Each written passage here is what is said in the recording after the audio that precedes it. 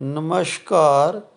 आज हम वर वधू कुंडली मिलान भाग 3 में अष्टकूट मिलान पर चर्चा करेंगे। हमने इससे पहले वर्ण विचार, वशव विचार, तारा विचार, जोनि विचार, ग्रह मैत्री विचार और गण विचार पर भाग 1 और भाग 2 में चर्चा की है।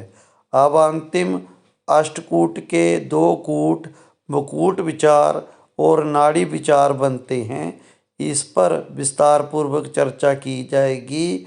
इसके अतिरिक्त हम मांगलिक विचार पर भी चर्चा करेंगे। सबसे पहले मुकुट विचार को लेते हैं।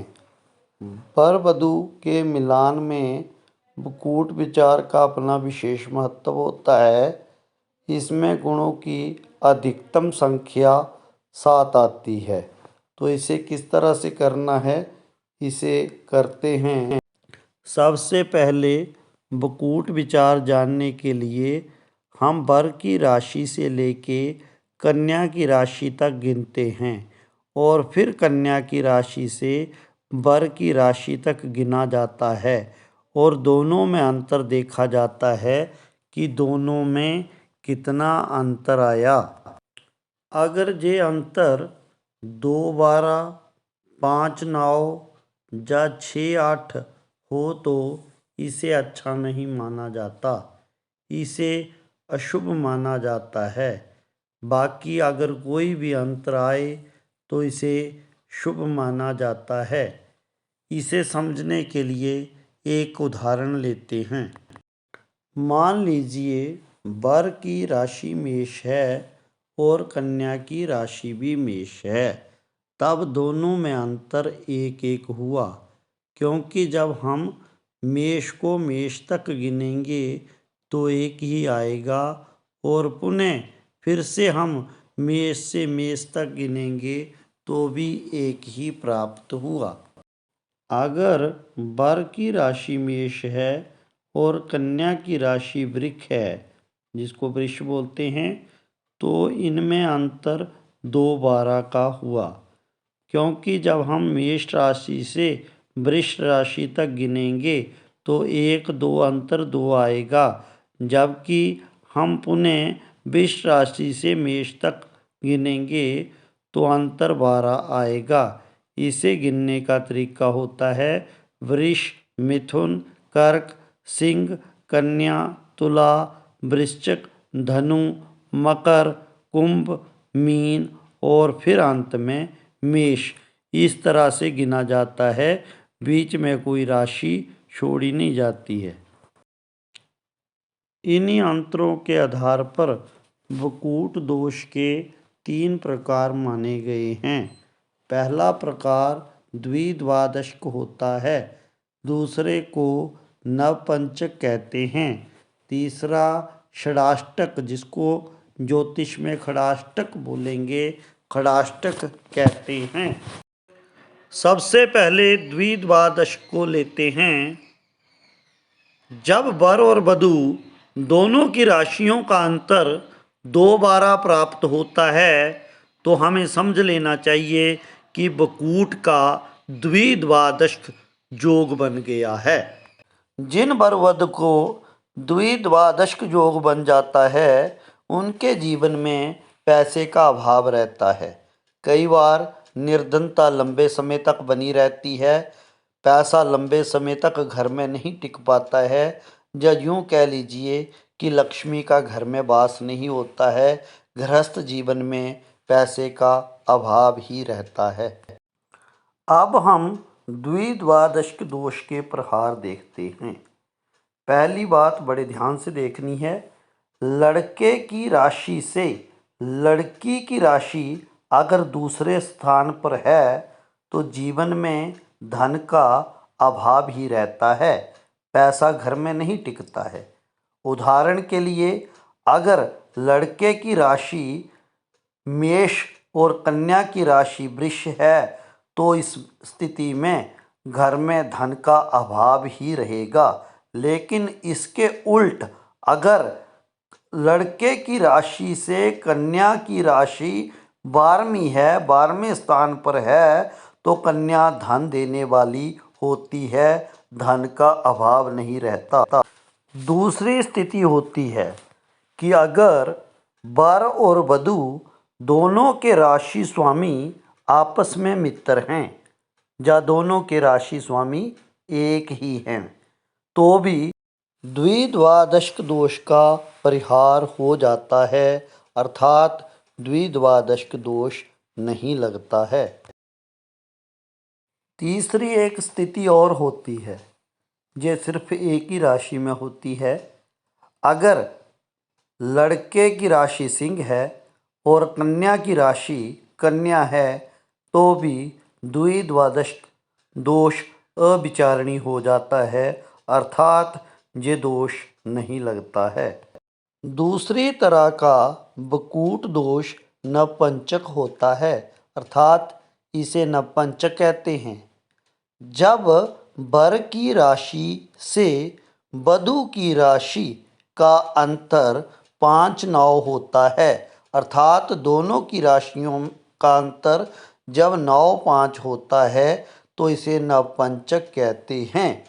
अगर वर वधू की कुंडली के मिलान में नपुंसक बन जाता है तो उसका दाम्पत्य जीवन पर मुख्य प्रभाव ये हो जाता है कि संतान प्राप्ति में ये बाधक है, अर्थात संतान का अभाव होने की संभावना बनी रहती है। जब विवाह उपरांत संतान प्राप्ति में विलंब हो जाता है, कई बार संतान की असमय मृत्यु भी हो जाती है, जब गर्भ बार बार गिरता रहता है।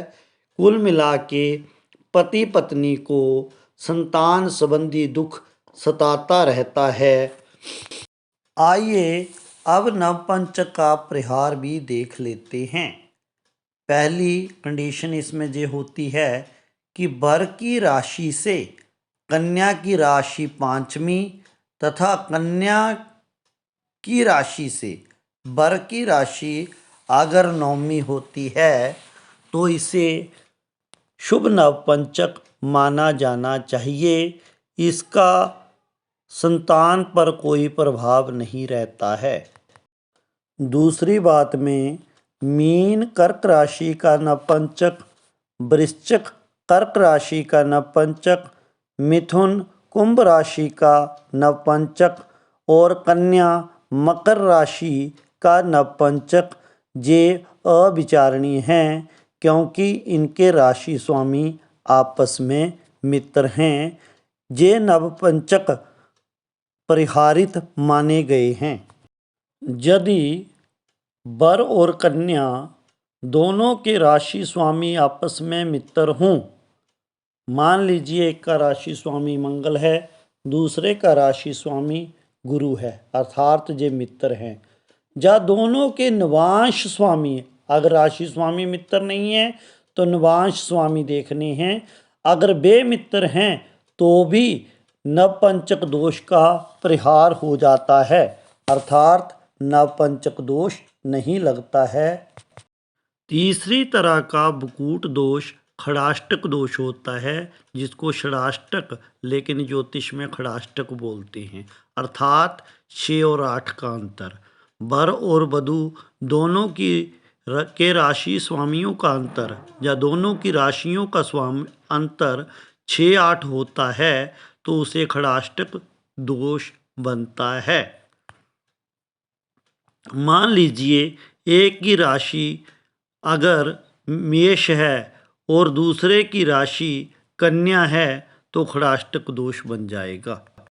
खड़ाष्टक दोष बनने पर वर और वधू के बीच में आपसी झगड़ा अधिक रहता है व प्रेम कम होता है। कई बार झगड़े की वजह से वे आत्महत्या तक की सोचने लगते हैं।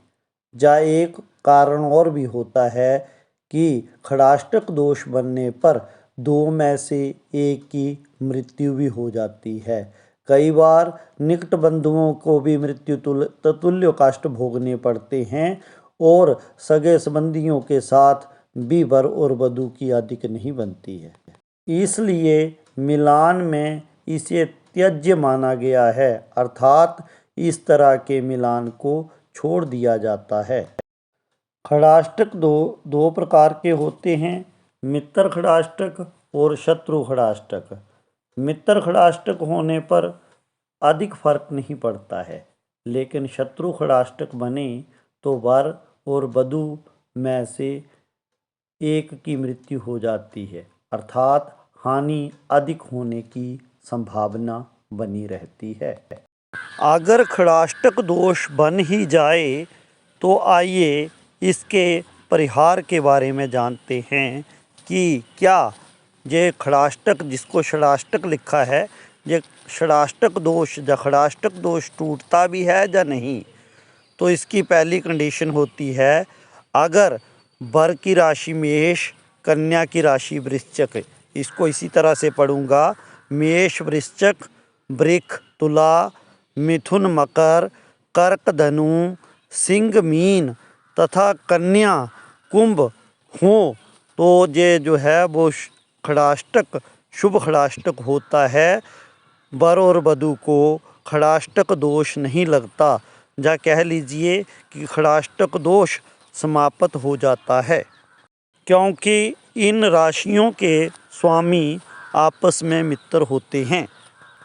और इसके विपरीत यदि वर वधू की राशि क्रमशः मेष कन्या, वृश्चिक वृक, धनु मिथुन, कर्क कुंभ या सिंह मकर या फिर तुला मीन होती है तो इसे शत्रु खड़ाष्टक या षडाष्टक कहा जाता है तथा मिलान करते समय इन्हें छोड़ देना चाहिए।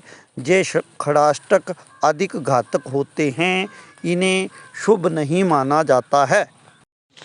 तीसरी अवस्था ये होती है कि जब खड़ाष्टक बन जाए तो देखना होता है कि क्या मिलान करते समय तारा विचार में से तीन गुण प्राप्त हो रहे हैं या नहीं, और साथ में वर वधू के राशि स्वामी आपस में मित्र हैं कि नहीं।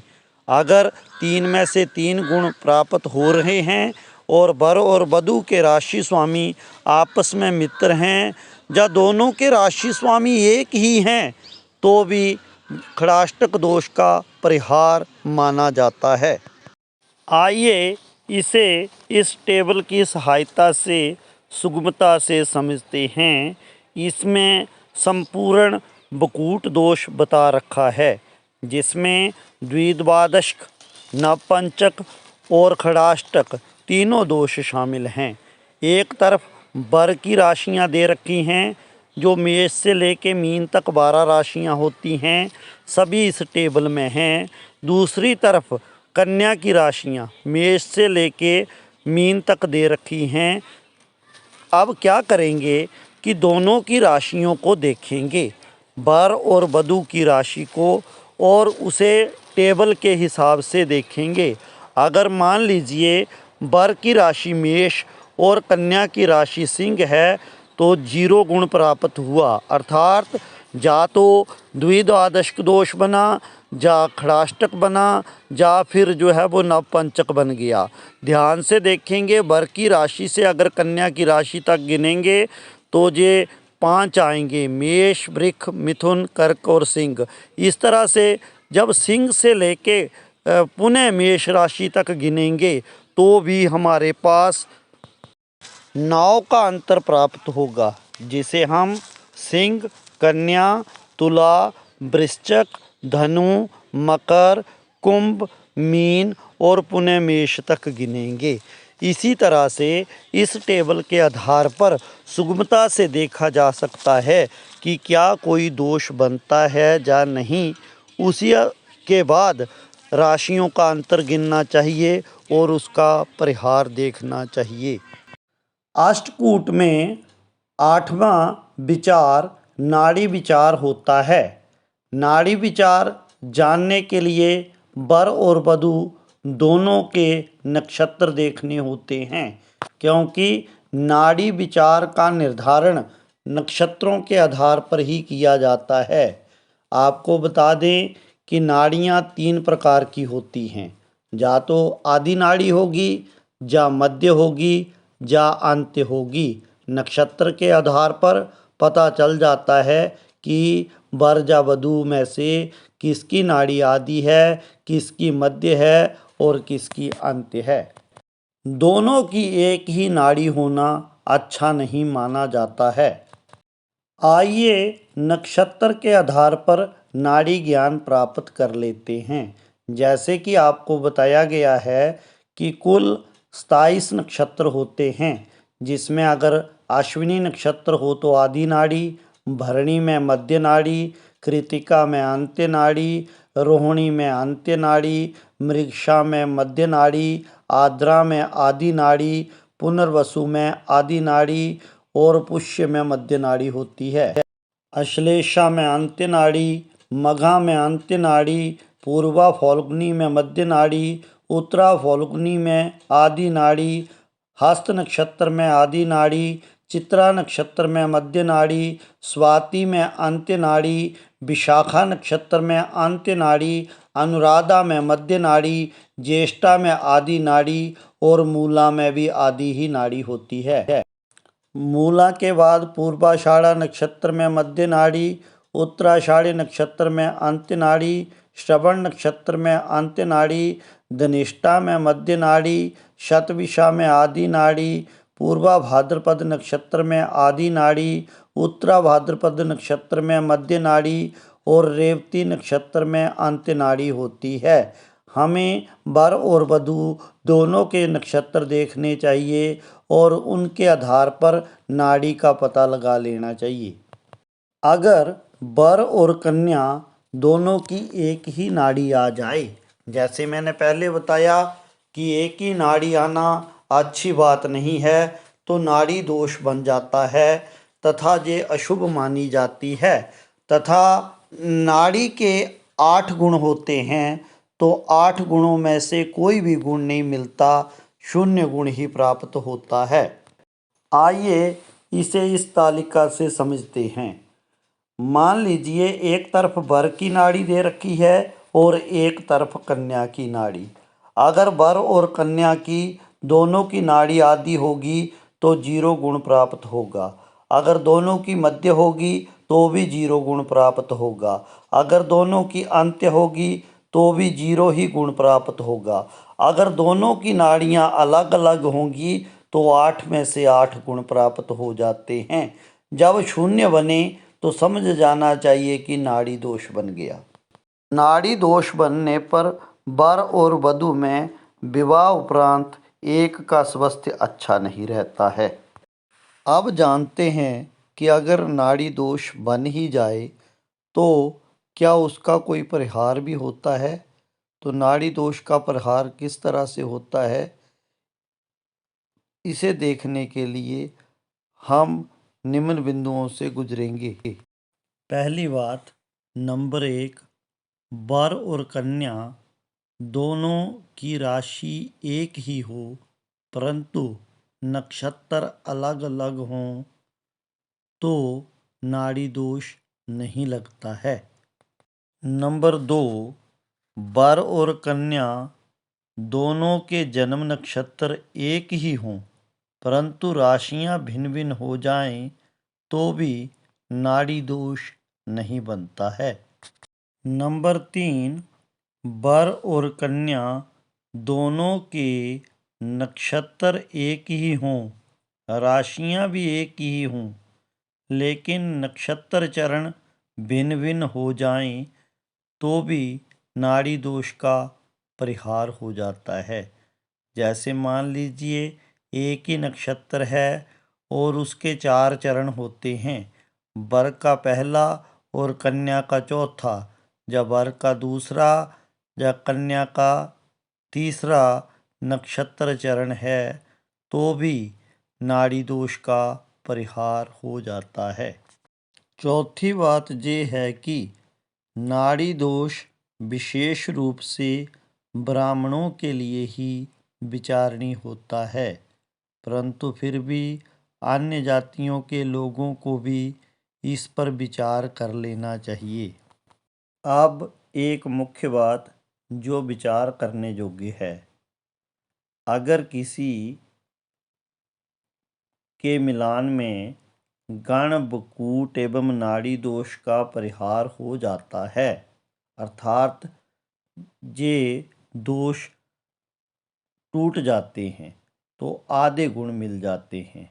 अर्थात मान लीजिए गण के 6 गुण होते हैं, तो जो मैंने आपको टेबल बताया था उसमें कहीं पे 0 और कहीं पे 1 गुण मिल रहा था।